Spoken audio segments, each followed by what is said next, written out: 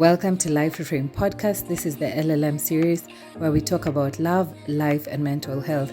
And I'm your host, Jumbi Gishohi. Yes, we are back, and we are back with a bang. Hi guys, how have y'all been doing? And I hope you've been great. I know it has been such a long hiatus since I took a break, and I think the break went a bit too long. And some of y'all have been wondering, hey, madam, have you just quit your podcast or are you not coming back? We miss your content. And so that's why I am back. Welcome. If you don't know what we are all about, this particular podcast, we speak about God, love, life, and mental health. Now, let me tell you something. Drum rolls, Pale, drum rolls. Let me tell you something, guys. You see, Life Reframe Podcast got to birth two podcasts. So now we are going to be having the LLM series, which we're going to be talking about love, life, and mental health. And then the LTB series, where we'll be talking about the Bible and about God and His goodness and everything that encompasses the Lord. So stay tuned. This is going to be airing on Tuesdays, and then the LTB will be airing on Sundays. So please do make a point to share it with your friends, and also stay tuned for more content. And please engage in the comment section below so that we can be able to give you quality content back here. So today's topic, I want us to talk about childhood trauma. And this is a topic that I'm very passionate about because I feel like it's not really spoken of a lot. And sometimes it can be dismissed like, you got everything that you needed as a child. You got to go to big schools, and maybe you had everything that you needed growing up, like clothes, food, and all the other basic needs.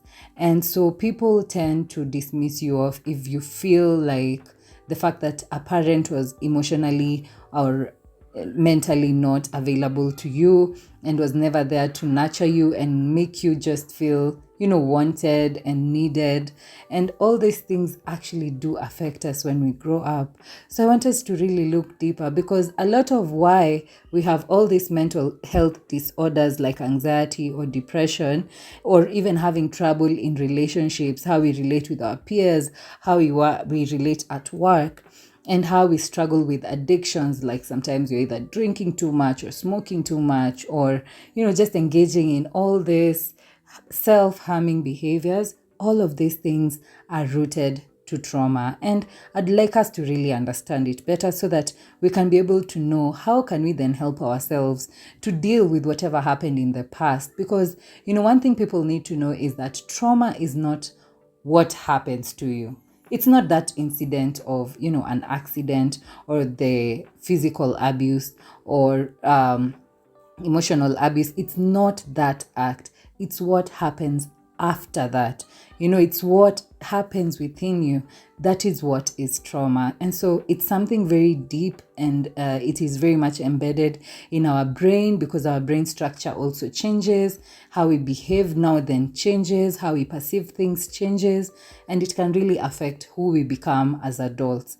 So childhood trauma can occur when a child witnesses or experiences an adverse event, and that makes them feel threatened, unsafe, or unable to cope. And so the immune system, the hormonal systems, and even the way our DNA is read and transcribed, people who are exposed to very high doses of childhood trauma have tripled the lifeline risk of heart disease, lung cancer, and 20-year difference in life expectancy. And yet, doctors today sometimes are not trained in routine screening and treatment. So the exposure I'm talking about here, it's not at you were beaten kidogo, or you went and failed a basketball game, or you're just stressed, just light things. No, I'm talking about those threats that are so severe and pervasive that they literally get under our skin, and it changes our physiology. Things like abuse, like neglect, growing up with a parent who struggles with mental illness or substance abuse, those are the things that I'm talking about. And they really cut deep when you grow up and you realize, oh my God, there are certain behaviors that I have and I don't even know where they came from. And sometimes you don't even have a recollection of it, because trauma is stored as energy in our bodies, and our bodies remember what happened, but our minds may forget. That's why you'll find someone who was sexually abused when they were very young, like months old, but when they grow up, they have this fear towards men. And you wonder, why do I fear men? Why don't I want to be around a man? It's because your mind may forget, but your body remembers. The trauma, the traumatic energy is still within you. So I'll get into kidogo biology so that you get to understand really how does childhood trauma affect our brain development? Because majority of people will say that it's basic science that if you have a rough childhood, then you're more likely to drink and smoke and do all of these things that are going to ruin your health. But what they lack to understand is that this is exactly where the science comes in. And right now we understand better than before how exposure to early adversity affects the developing brains and bodies of children. And so what it does is it affects areas like the nucleus accumulation and the reward center of the brain, which is implicated in substance dependence. And so what happens is it inhibits the prefrontal cortex, which is necessary for impulse control, and that is an executive function and a critical area for learning.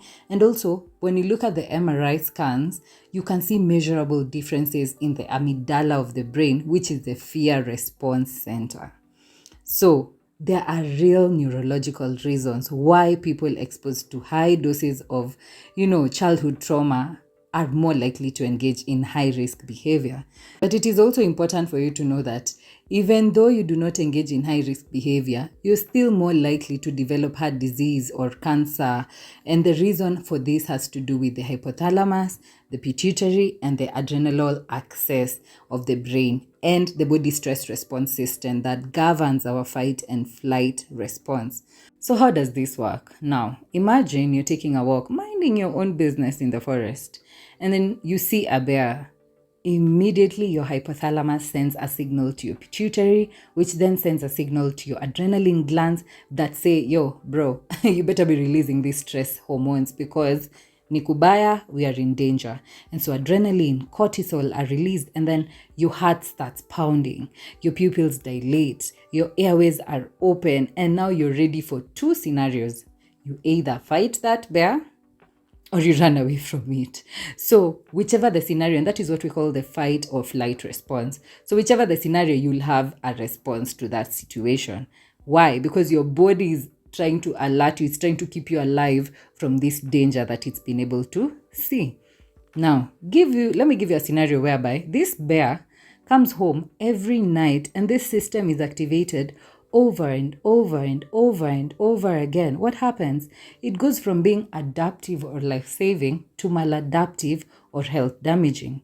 And so children are very much sensitive to this repetitive stress activation because their brains and bodies are just developing, high doses of adversity. And not only does it affect the brain structure and function, but it also affects the developing immune system, developing hormonal systems, and even the way their DNA is read and transcribed. And so someone may ask, what's the difference between trauma and PTSD? With trauma, a person fears for their own safety or for the safety of a loved one. And it can be anything from loss of a parent to experiencing or witnessing an assault or to being in a car accident. And so trauma can lead to PTSD, which is post-traumatic stress disorder. This post-traumatic stress disorder is a condition that requires professional treatment. And the key sign of PTSD is that the person has difficulty doing the day-to-day things that they had done prior to a traumatic event.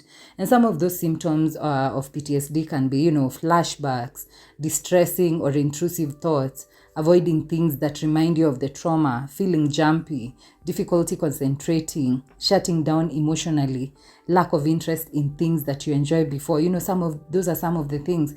So that's why you realize that, oh my gosh, you're seated by yourself and you are in this relationship that was abusive. This person used to hit you. And if someone tries to maybe raise their hand and you're now scared out, that's one of a sign of PTSD, that there are flashbacks that are coming. You're feeling jumpy. You are unable to get over that feeling that you went through during that traumatic experience.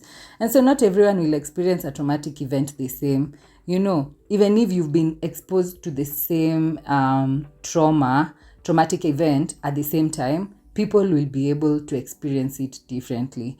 And so it doesn't have to necessarily lead to PTSD. PTSD comes when that thing was so bad that it makes you be unable to carry out your day-to-day activities without feeling startled or having a hard time doing those things.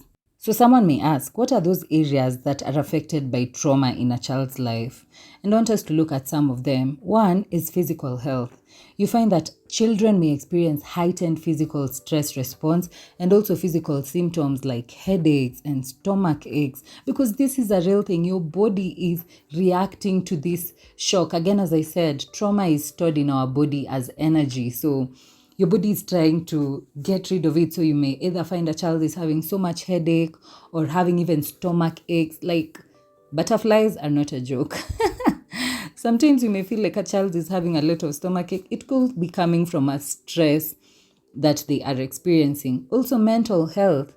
Studies have shown that childhood trauma are related to a lot of mental health conditions in adulthood, like bipolar disorder, depression, anxiety, psychosis, because these are things that change the development of your brain. And your brain is changing because it needs to keep you alive.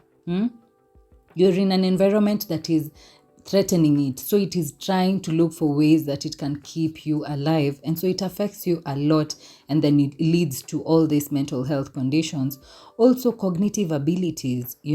Childhood trauma affects emotional and mental processes of the brain. And that's why you'll find children that have difficulty in problem solving, planning, learning new information, reasoning effectively, because this child is so traumatized. They have not been able to be in an expressive environment, or the environment that they are in is so toxic that it inhibits their ability to solve problems or plan. Akili yao iko wired in a way that it should be able to protect them. So alert mode, it's not there to help in the cognitive functions. Another thing is self-esteem. You find that childhood trauma leads to a sense of worthlessness and shame and guilt in children. And children most times will blame themselves for the trauma that they feel, and also, unfortunately, makes them feel powerless and helpless, because you'll find a child being like, maybe I'm the problem, that my parents are not together or are unable to be in good terms, or the reason why they argue, is it because I was born? And so it affects their self-esteem, and it makes them feel so bad about even their existence. And that's why you'll find kids even having suicidal thoughts as early as 4 or 5 years old, which is very, very wrong. Another thing is emotional regulation, where children who experience trauma have difficulty managing their emotions, and they may be overwhelmed by feelings of fear and anxiety. So unapata huyu mtoto ako so, in their cocoon, they don't like talking a lot. If you dare raise maybe your hand, it's like they are, cooing away, or if you talk to them or shout at them, they just don't know what to do. It's like they're in a free zone, or they just want to isolate. They want to be with themselves, or some others can even have outbursts. You find a child is not able to contain their emotions and how they relate to people. So they're always shouting or just having tantrums. So the emotional regulation is really affected by childhood trauma. And also relationships. Childhood trauma affects a child's ability to form attachments to caregivers, authority figures and friends. And so you find that child, he's either or she's either very aggressive in school, bullying other kids, beating them up. They are very disobedient. They don't want to listen to teachers. They are going to respond back to a parent. They don't really care about their caregivers or the nannies or whoever. It's like a rogue baby, All these things are coming from childhood trauma. And also, a relationship can be different, where you find that a child doesn't want to relate with other kids.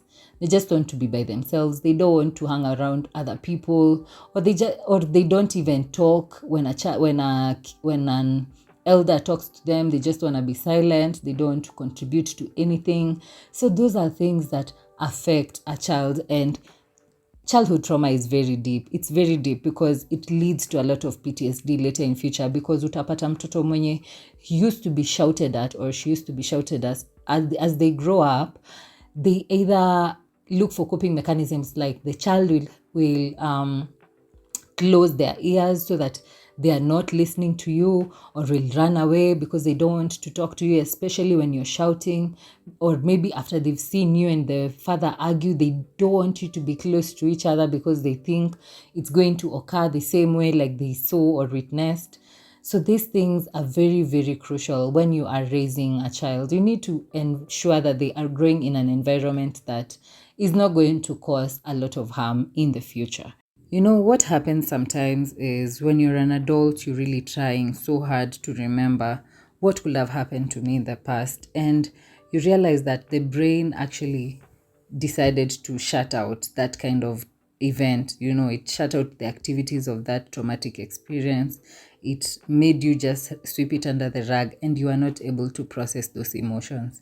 And so now you're an adult, you're trying to remember your childhood.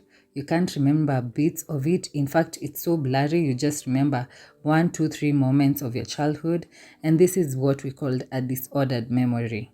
It is one that maybe your brain is able to keep you alive. It's trying to protect you from experiencing those very bitter, those hurtful moments that happened in that traumatic experience.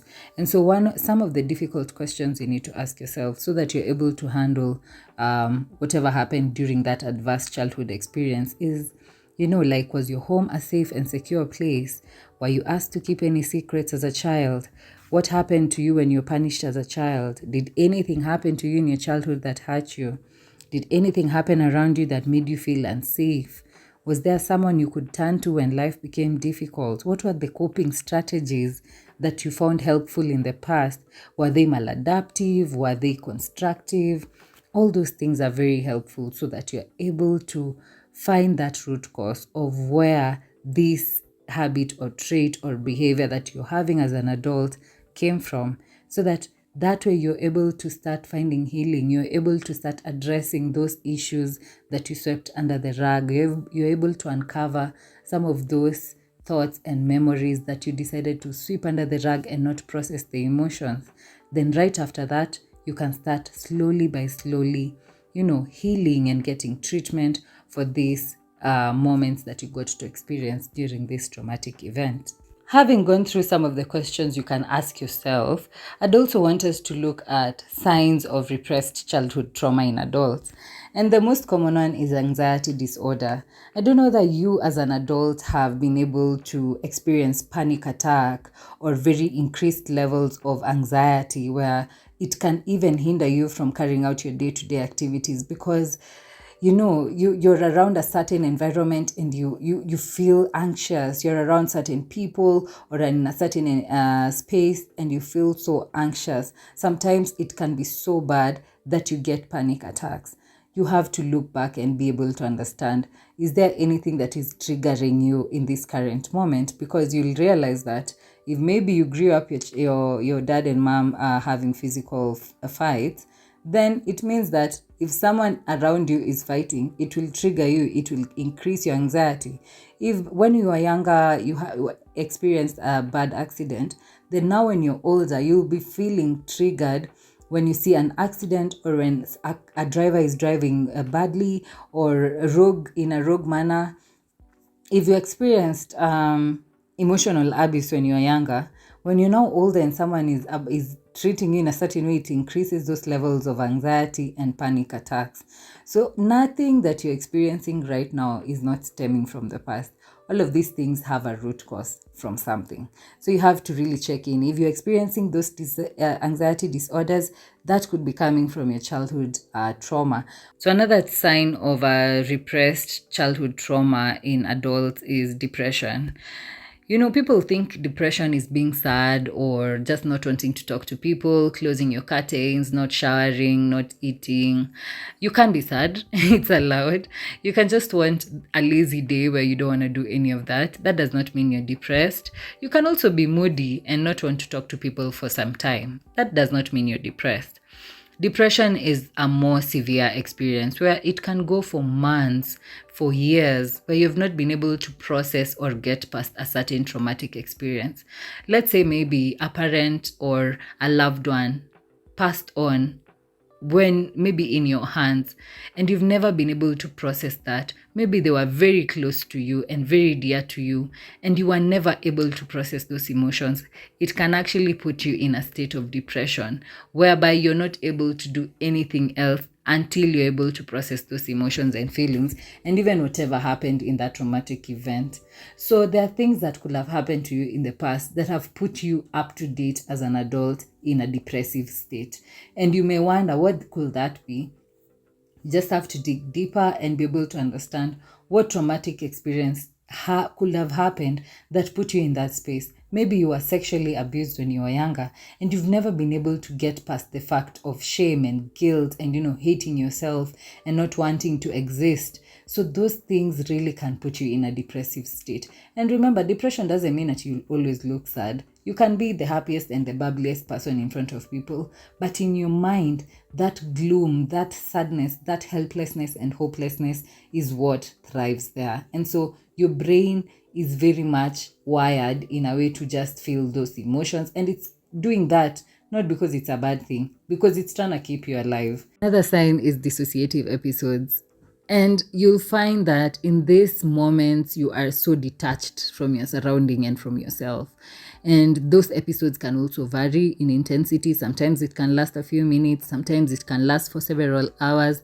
And so what happens is you feel as if you're observing your own body from outside, and it's like you're in a dreamlike state.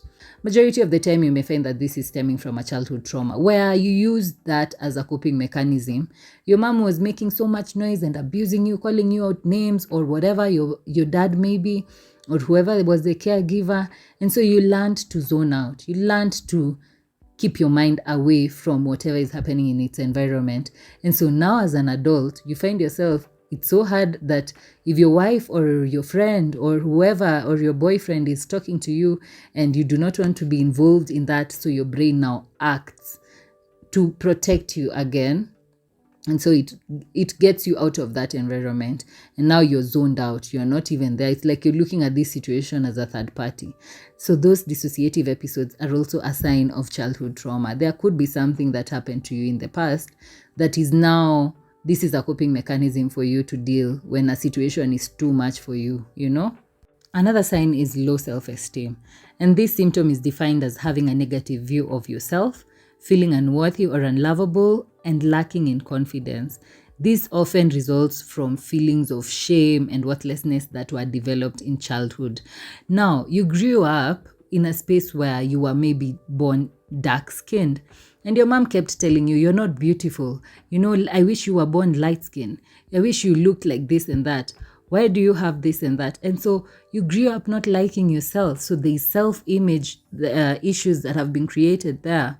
And now you grow up feeling like you're not beautiful, you're not worthy. And even if you meet a guy now in your adulthood who tells you how beautiful you are, you just want to be like defensive and be like, I know, but I haven't combed my hair, but I haven't done makeup, but I haven't removed my stocking, Those things are coming from childhood trauma. There's something you were told when you were younger that affects how you view your self-image. That's why you'll find someone who will be like, hey, because you don't have confidence, or some guys used to bully him and make him feel like he's not quite the man. Now he wants to drink or show off in, buying expensive liquor or spending money and being with women, leading to self-harming behaviors because that is the only way they can boost their self-esteem. So sometimes if you see someone behaving in a certain way, their lack of self-esteem could be stemming from something that happened to them in a childhood. Or maybe they never used to feel so good enough and there was no one to encourage them or let them know that they are as good as they are or that they will be better people in future. All those affirmations are not there. So now that neglect could be stemming from childhood trauma. Another sign is anger. Let me tell you, you'll see some people who are very angry through and you're wondering, hey, Kwani, when are you ever happy? It's because they have repressed their emotions, their feelings. They have pushed down all the things that they used to feel as a child. And so they've been bottling all those childhood experiences. And now as an adult, something can happen that can trigger an experience that they had in the past, and they will burst out at you in a way that you will never understand. I used to see, I was checking out a movie of this guy who used to be beaten by the dad, and the dad used to beat him mercilessly, very badly. And so he grew up hating his father so much, and he even wanted to poison him.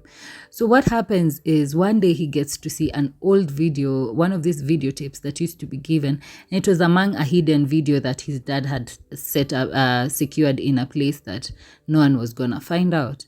So he played out the tape, and he saw a video of his dad being beaten by his grandfather now, and he used to be beaten for the same reasons that he was being beaten now. And so you see, this anger that the dad had from his childhood, is what he was projecting onto the son. And so the son grew up a very bitter man to his dad, because he used not to understand, how bad of a child am I so that I'm being beaten to this level? Why do you hate me this much? Sometimes you'll realize that it was not even his fault, him doing that. He just didn't know how to release. That was just a coping mechanism, or that is all how he knew how to express his anger or issues that he had been bottling up as a child. And so now it started affecting this other son. So sometimes the things that you're going through, or the anger that you're projecting to people, could be coming from some bottled up childhood experiences. And maybe you used to talk to your parent and they used to talk back at you and abuse you or beat you up or send you out without food, or give you some very harsh punishments, and you used to bottle all that up.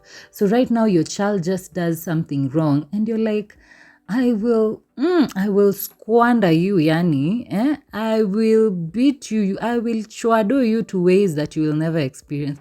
And a child just poured some sugar, but the beating that this baby is getting, it's not because that guy is bad. It's not that you're a bad father or you're a bad mother. You need to figure out what is that happened to you in your past that is really causing you to behave the way you are.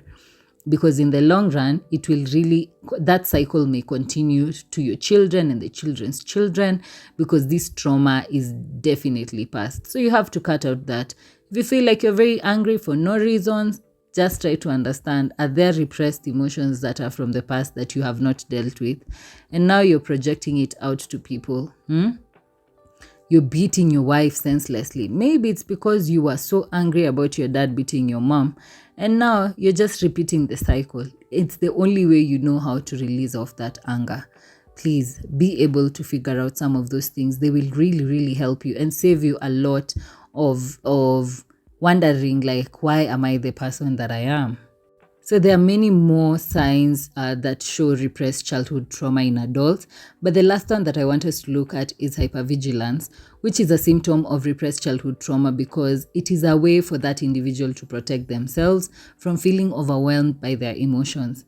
When a person is hypervigilant, they are constantly on the lookout for any potential threat or danger that can lead them to feeling stressed and anxious. Now, you find that this person is in a relationship, but they're always thinking, even having those scenarios of, if this person leaves me, if this person dares beat me, if this person one day decides to, sweep my whole account, if this person, you're always seeing everything as a potential danger. Like someone has not done anything wrong, but you're already thinking it, looking at it as something as a threat.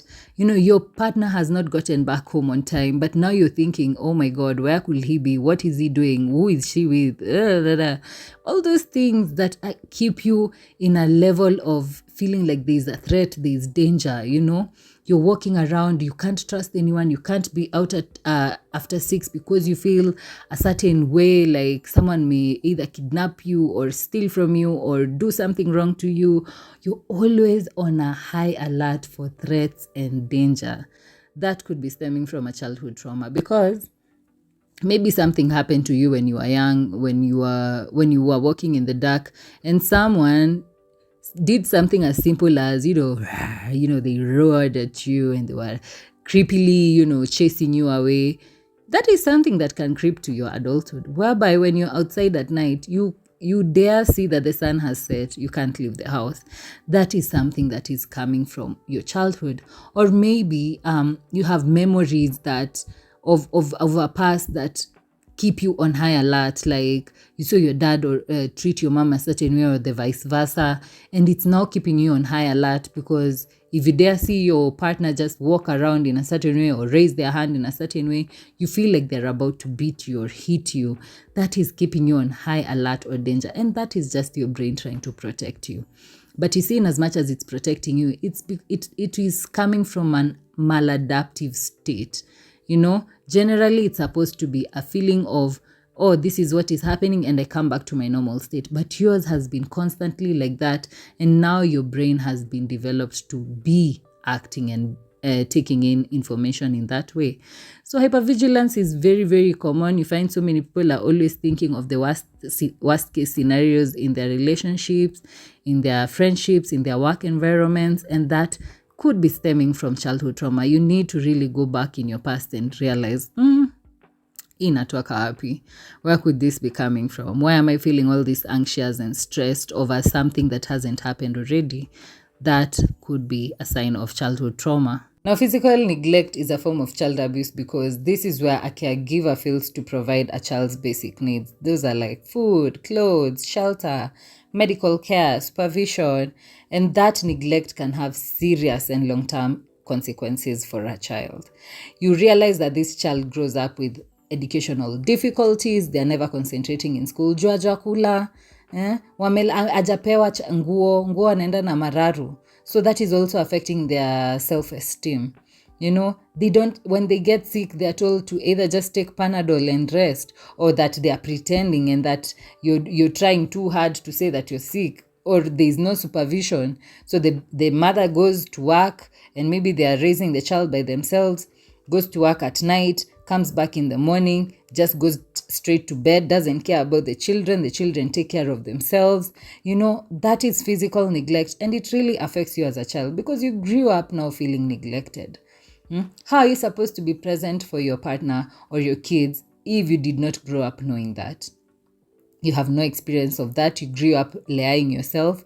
Those are some of the things that come up with physical neglect. When you look at emotional neglect, is when you're there struggling maybe with your emotions as a child.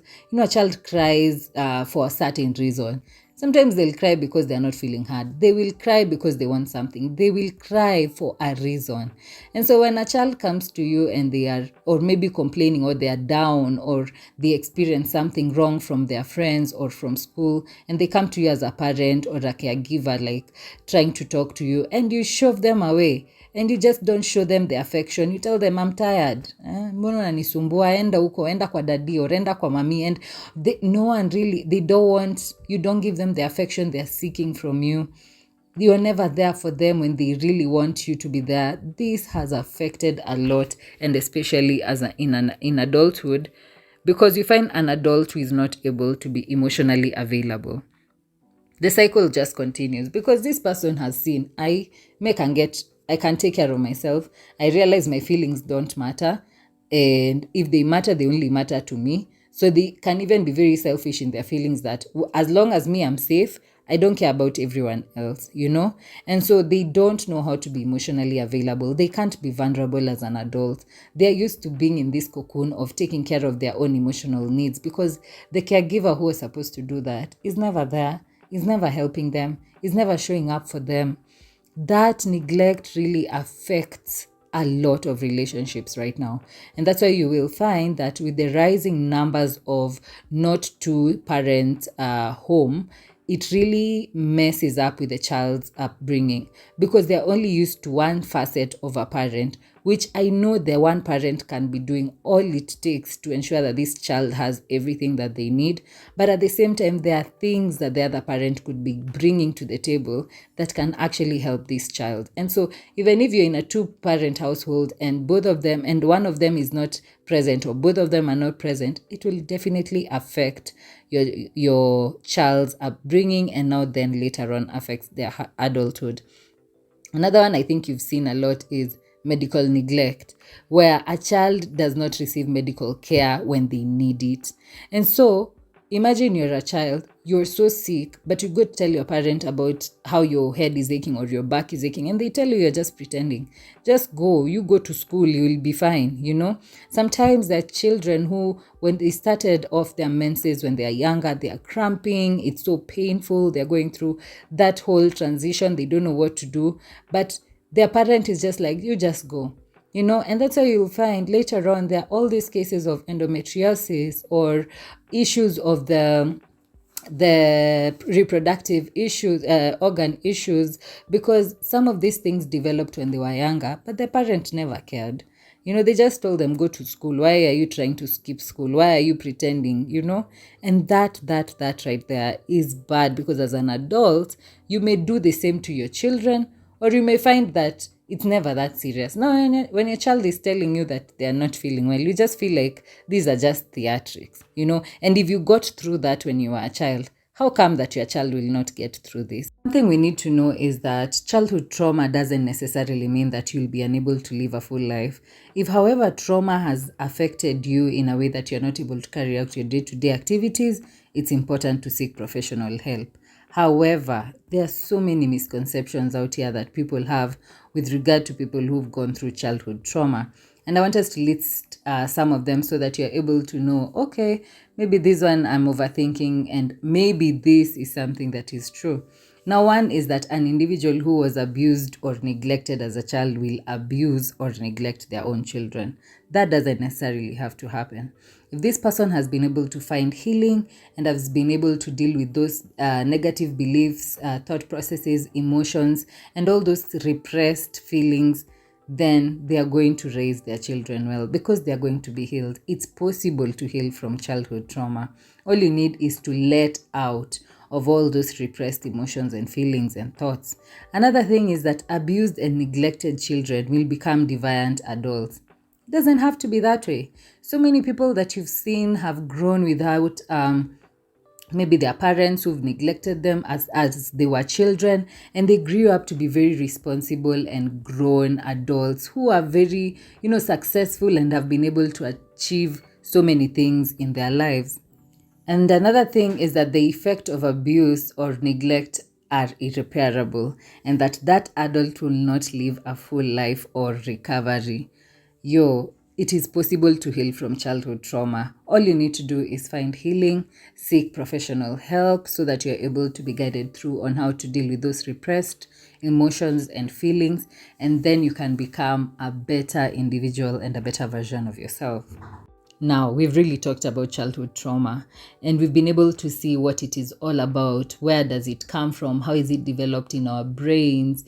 How does it affect our childhood? How does it affect our adulthood? What are the forms of abuse that lead to childhood trauma? But it would also be unfair that we did not speak about the treatments that are required for that unresolved childhood trauma. Well, for me, I would say first that I'd recommend that you seek help from a mental health professional, because that person will be the best to guide you, to help you address these issues. And they can also provide you with the required support and guidance as you work through your repressed emotions and, memories. And that treatment also offers you with coping and problem-solving strategies that will help you deal with those symptoms of unresolved childhood trauma. So some of the therapies that I want to talk about, I'll just give you 3. One is the EMDR therapy, which is a psychotherapy that uses eye movement desensitization and reprocessing. This kind of therapy is really, really good, especially when you have PTSD. It will really, really help you, because it's based on the idea that our brains are able to process information and heal from trauma more effectively when you are in a state of emotional regulation. Now, when you experience traumatic events, our brains become stuck. And when you're in that state of hyperarousal, when you're in that constant state of, you're guarded, you're so alert, you relive that traumatic memory over and over again. So this kind of therapy helps you to get unstuck, from those memories, so that you're able to process them, and then you can slowly heal from that traumatic experience. Another thing is the cognitive processing therapy. This type of therapy helps you to deal with those repressed emotions and thoughts that you've not been able to process well. It helps you to be able to deal with those deep thoughts, those self-limiting thoughts that you used to have, like you were told that you'll never amount to anything, that you're not beautiful, that you are nothing, that you're this, that you're that, all those things that are thoughts and emotions, things that you are made to feel when you were younger. This is the kind of therapy that can be really good for you, because it can help you understand your thoughts and emotions and how they are affecting your current life. Another kind of therapy is the written expressive therapy. I really, really, really advocate for this. People will call it journaling, and it really does help. You see, when you're so stressed out and you don't know how to express your feelings or emotions to people, sometimes write them down. Just write them down. It's a way of venting, and it will really help uncover those hidden feelings, or those angry, those bitter, those resentful feelings out of your system. And when you write them down, every other day it gets easier, and you'll realize that the more you're writing, the more positive things you'll start writing, or the more you'll have little to write about the negative traumatic events that you keep experiencing every other day. So journaling is a really, really important therapy, and this you can do without even the help of a therapist. You just need to sit down and try writing down all the thoughts that you're feeling every single day, and then you'll realize that over time you're able to handle your emotions and your feelings in such a proper and sober state. And so the last one is the prolonged exposure therapy. And this is a type of treatment that can help you when you've dealt with that adverse childhood trauma. It will help you process your memories and reduce that avoidance of reminding you of that particular event. So it typically involves talking about that event, listening to recordings of that event, having that imaginal exposure. Imaginal exposure involves imagining the event as if it is happening again. That treatment is very challenging, but it can be very helpful for you who is experiencing that kind of childhood trauma, be it sexual abuse, be it that you used to experience a lot of violence or seeing it happen, or you had a lot of emotional abuse or physical abuse. However it is, that kind of exposure therapy, it helps you relive that moment so much. It's called flooding. You're flooded so much with that kind of experience up to a point where you're able to unlive it. Like, you now can be able to process those emotions. Now, if you're dealing with childhood trauma, if you feel like you have any signs of childhood trauma, just know that you're not alone. You're not alone. And it is quite common in adults, because many people may not speak it, but there are things that you can see. You can see character traits or certain behaviors that an adult is portraying that could actually be stemming from their childhood trauma. So if your friend is behaving in a certain way, or they're neglectful, or they talk back at you, or they behave in such an angry or in a way that doesn't seem quite the normal way, before you start judging them, before you start throwing arguments back or words at them, I feel like it's quite important that you get to talk to them and try find out, how was their childhood? How did they grow up? This is a very common, this should be a very important topic to have, especially when you're starting off in a long-term relationship, so that you're able to understand your partner from how they grew up to the person that they are. Not just talking about what happened in the previous relationship. Those things can also affect your relationship, but the most important things come from how they were brought up, what they believe in, how they perceive themselves, how they perceive others, how they perceive the world. And there's no other better place to find out all of that if it is not stemming from your childhood. And just know that you're not alone. And if you need any kind of therapy sessions, I do offer them. Please hit me up on the DMs or down in the comment section below. Let's book you up a session so that you're able to start your healing journey, and you can become a better version of yourself. You can be able to unearth and uncover those things that are hindering you from being the best version of yourself. I hope you've enjoyed this episode, because I sure have. And if you have gotten to this point of this video, manze, give me a thumbs up. Let me see that you've liked this video. Share it to your friends so that they may have all this awareness as well. And also subscribe if you haven't subscribed. Let people know to Jenga Gang Gang, and so that we can enrich our mental health. As I said again earlier, if you do need any therapy sessions, please hit me up and we are going to book you up a good session so that we can start off this healing journey. And until next time, remember that taking care of your mental health is an act of self-love. Bye.